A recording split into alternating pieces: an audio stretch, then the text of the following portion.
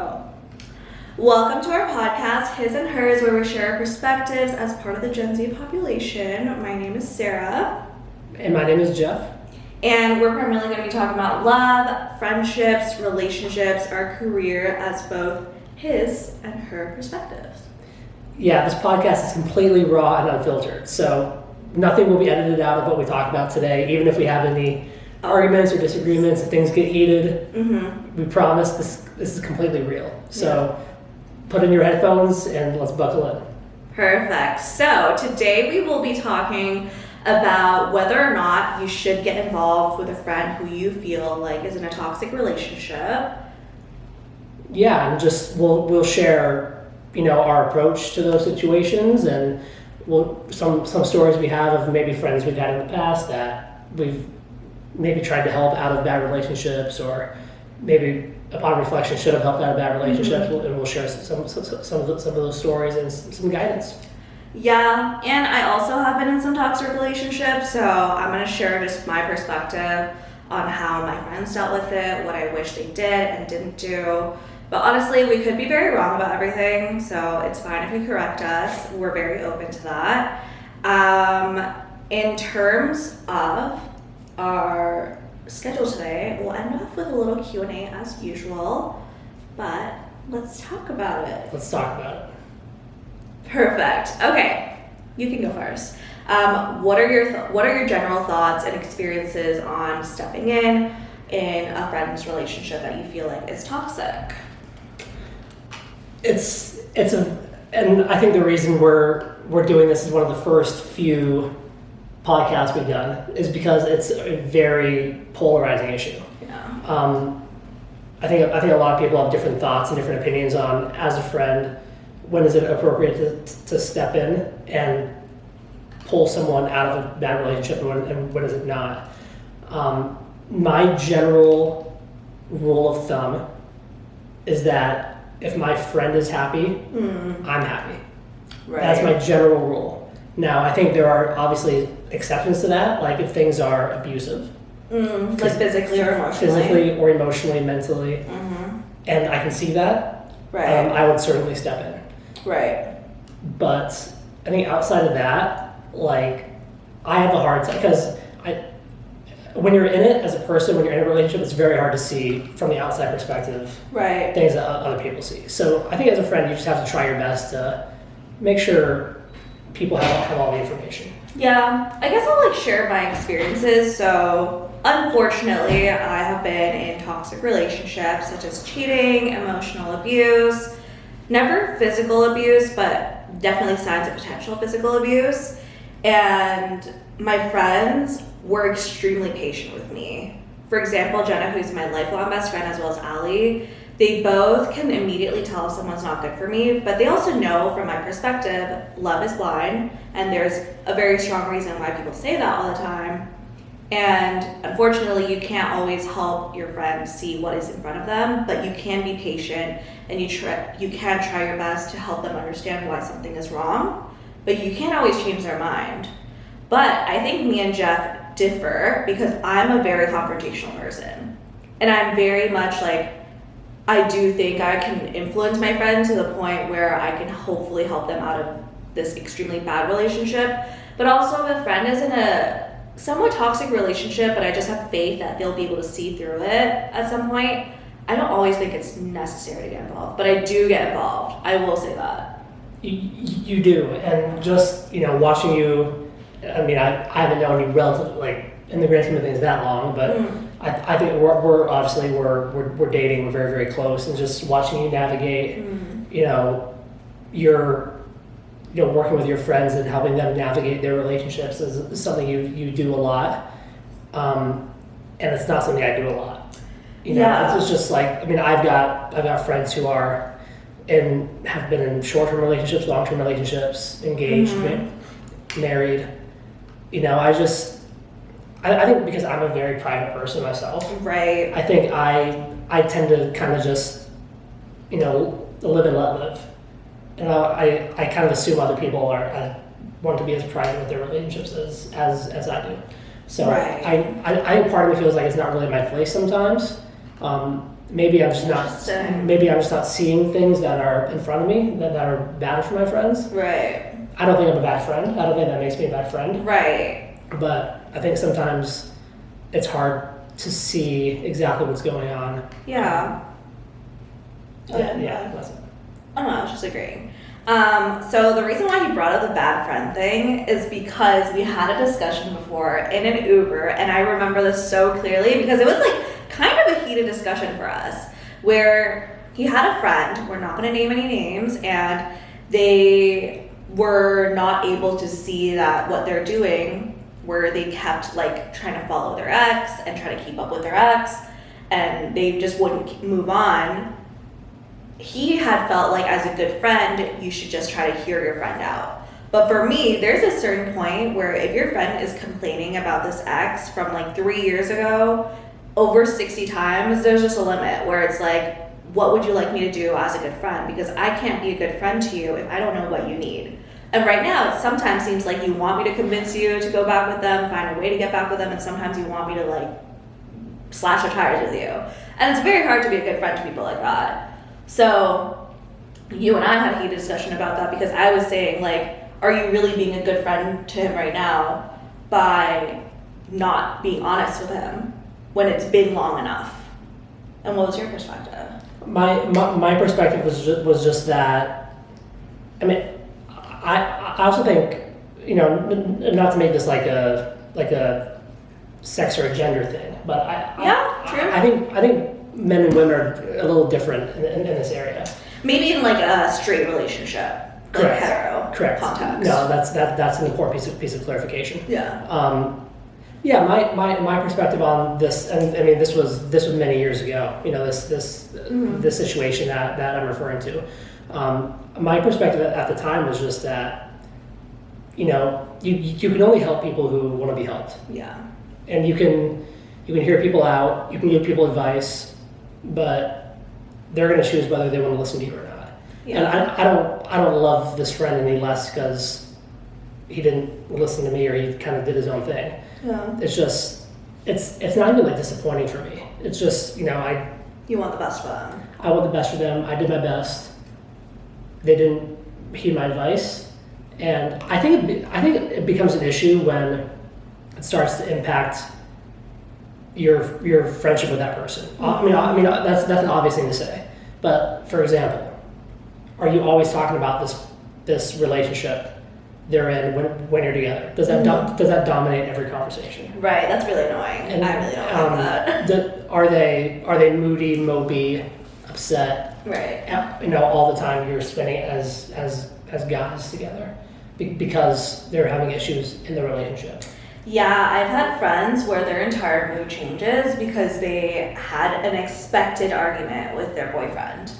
And this is again in the hetero context, but I've even had friends in the community who they've been in extremely toxic relationships, and both lesbian as well as gay men, and there just is a point where people like are almost like, I really believe in tough love, and I do give my friends tough love if and when necessary, but I don't always think that is the right thing to do. I think there's definitely been times where I should have approached it more from like, I'm just here to listen instead of fix, because I'm definitely a fixer and I'm working on that. Is tough love always your first like line of defense? You're like the first thing you go to bat with, or do you try to reason with your friends first? No, I try to reason with them because like I have been on the other side of the table where I was the one in the toxic relationship being like abused.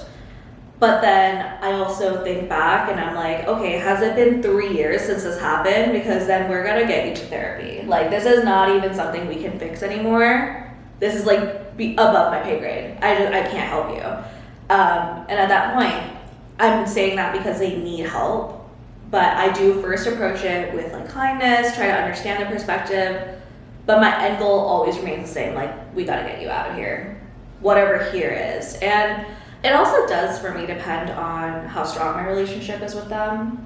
So I guess for you, does that play any role? Of course. I mean, I think your best friends, you know, hopefully we all have like 3, 4, 5 people in the world where if we got arrested and you called them, they'd bail you out the next morning.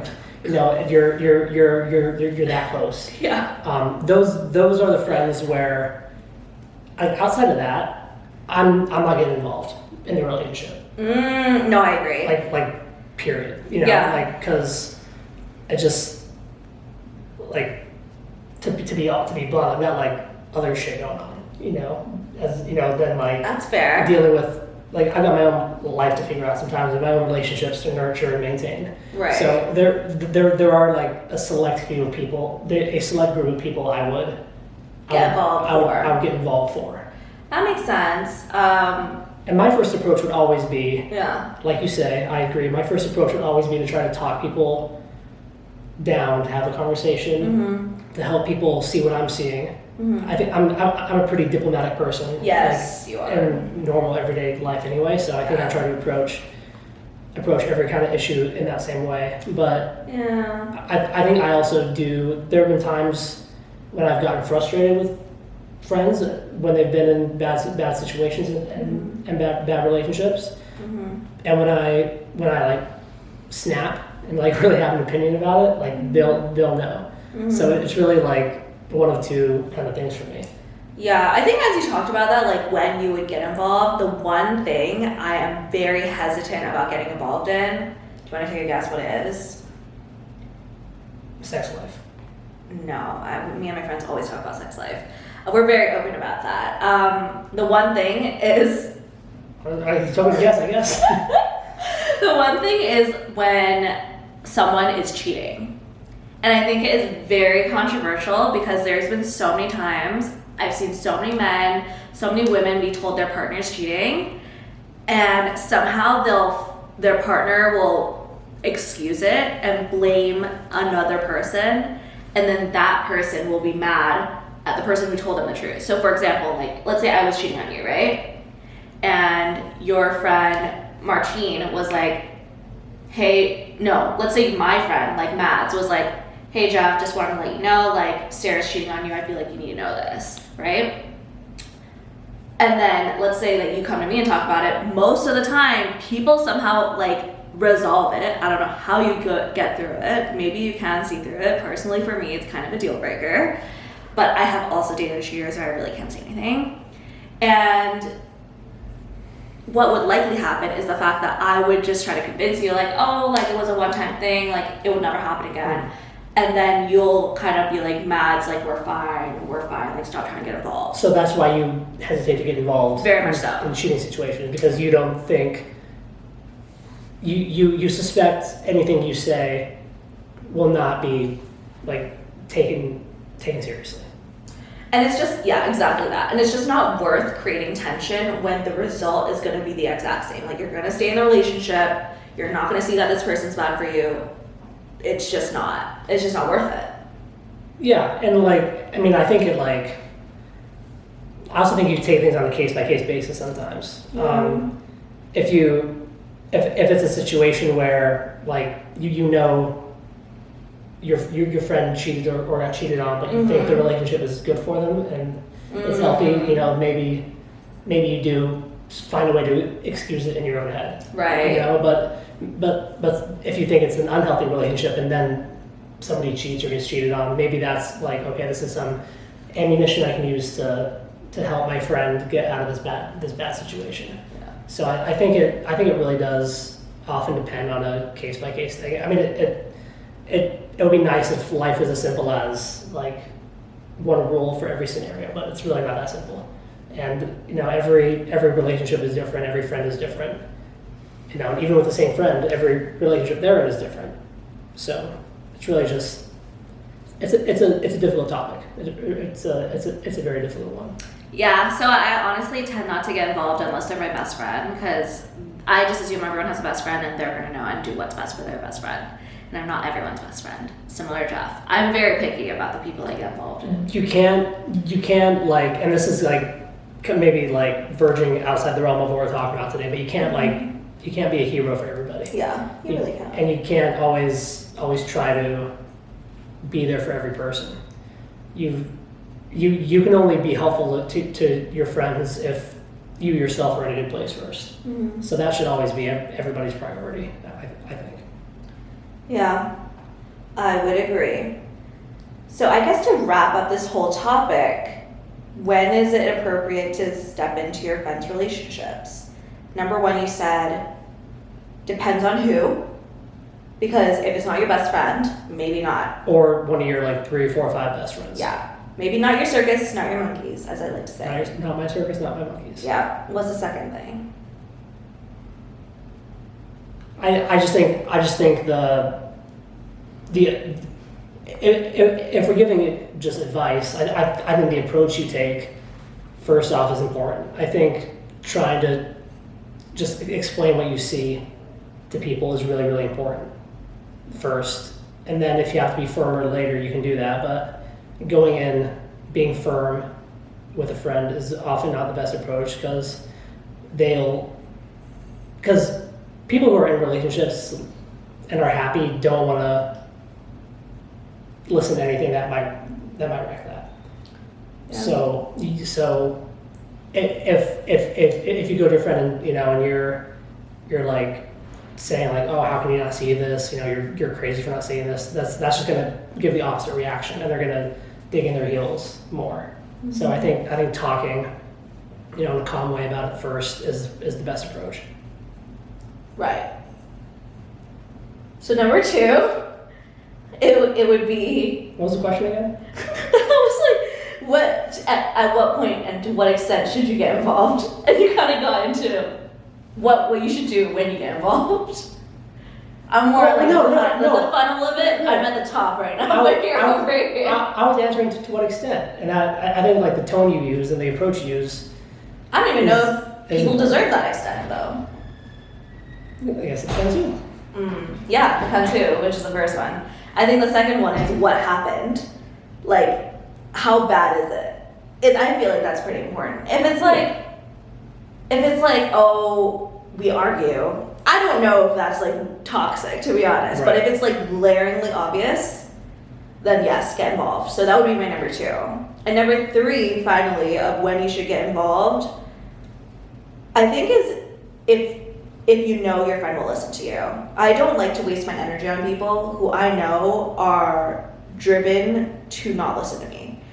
They refuse to.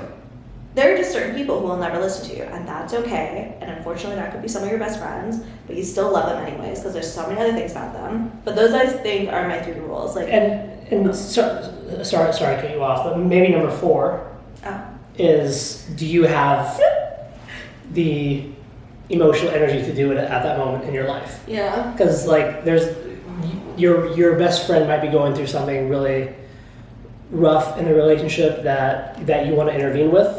But maybe you're not in the right place yourself to do that. Maybe you're dealing with your own stuff. You've got things going on in your own relationship that you're fixing. So I think that's an important factor too. You've got to make sure that you're in the right space to do it. Yeah. We're in this interrupting mode today. We really are. The conversation's flowing. That's how we like it here on Visitors. I'm so sleepy. I can't wait to go back and nap. Yeah, I do think that's very important. I think that is something Jeff does very well, and I do not do very well, is I think I can help everyone. Help everyone, like my 5 best friends, instead of like maybe 3 or 2. And so I get very emotionally burnt out, and like sometimes I come into this relationship and I'm not giving it what I should because I'm focused on like 10 other people, and that's not really fair to you, but that's also not fair to my friends. I'm still figuring it out. I'm very young. I'm 23. Forever 23. But yeah, I would say that's my advice. And in terms of approach, you can take that on. If, let's say you do decide to confront someone, how would you do it? Yeah, I think we're on the same page in that you need to just help people see what they can't see. When you're in a relationship, it's very hard to see what's going on in your relationship from someone who's not in it. Mm-hmm. Like people watching us to communicate and do our things, spend time together. Like they have a completely different perspective of what we have going on than we do. So you just need to talk to people, help people see what's going on, examples of why you think the relationship is harmful. Like, I was hanging out with you two, and XYZ happened, and I don't think that's healthy. Does that happen? Are there other occasions where that's happened? If this is happening a lot, then this might be a sign that things are abusive or unhealthy in this relationship, and you should consider leaving it. So I think bringing a calm approach, but bringing an approach with evidence and examples for what you're seeing, so your friend can see from your perspective, is really important. And then, I think sorry, I know I'm droning on, as I tend to do, but there might come a time where you got to be firmer and demand they get out of the relationship. And hopefully it never comes to that, but if it does, it does. Yeah. But you'll always love your friends regardless. I don't know. Sometimes people just can't be helped, and that's okay, and they're not with your energy. But that's my very harsh opinion. My tough love to you. That's true. Okay, well, I think in 3 steps, because my brain only works in 3s. So number 1, have a calm approach. Number 2, hear them out and listen to if it is worth your time to actually go in and tackle this problem with them. Number 3, be there for them, but also feel free to call them out, because sometimes people won't listen, and tough love works. Tough love works. I am a big advocate for it. You are not as much. I am. Yeah, you get mad when soccer coaches yell at their players. They should not yell. They're kids. So apparently, in the world of college and professional football, soccer, all sports potentially, coaches yell at like these college kids who like, some of them aren't even like 18 because they're so young. That is not appropriate. That's trauma. Most people watching this will not find that shocking. Most people will. No, I mean yelling like, are you an idiot, like XYZ. Like actually attacking their person as a person. You know what that's called? Abuse. Tough love. No. Where's the love? As Black Eyed Peas said. They did say that. Don't sing it. We're gonna get copyrighted. Yeah, true. Final question. Oh, I think I asked you the question last week, so this week's you're asking me a question. For her perspective. Like about this topic? No, anything.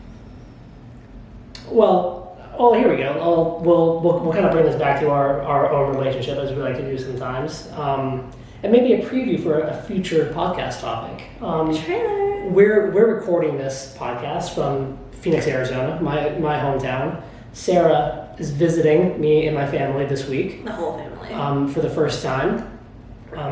How's it been? It's been good. I didn't grow up with much of a family. Like, my dad was always away. My mom was pretty absent. My brother was in college, so I kind of grew up very independently. So it's very different to me. And there are moments where I'm like, you know what? It wasn't so bad growing up alone. But then there's also moments where I'm like, damn, that would have been nice to like have a community and family every day to come back to. I think you will always romanticize what you don't have. So that's my perspective. It's been good though. Like, I feel like I'm very lucky that your family is really nice. I can't say everyone's family is really nice. I will talk about that one day, where some of my ex's families, I just knew they just weren't the one. Yeah. Because of their family. But that's some tea. Anyways, I also just saw his glass said, always half full. Oh. Always half full. So we'll leave you with that. Glass is always half full. Glass is always half full. Remember that. Okay, bye. Take care.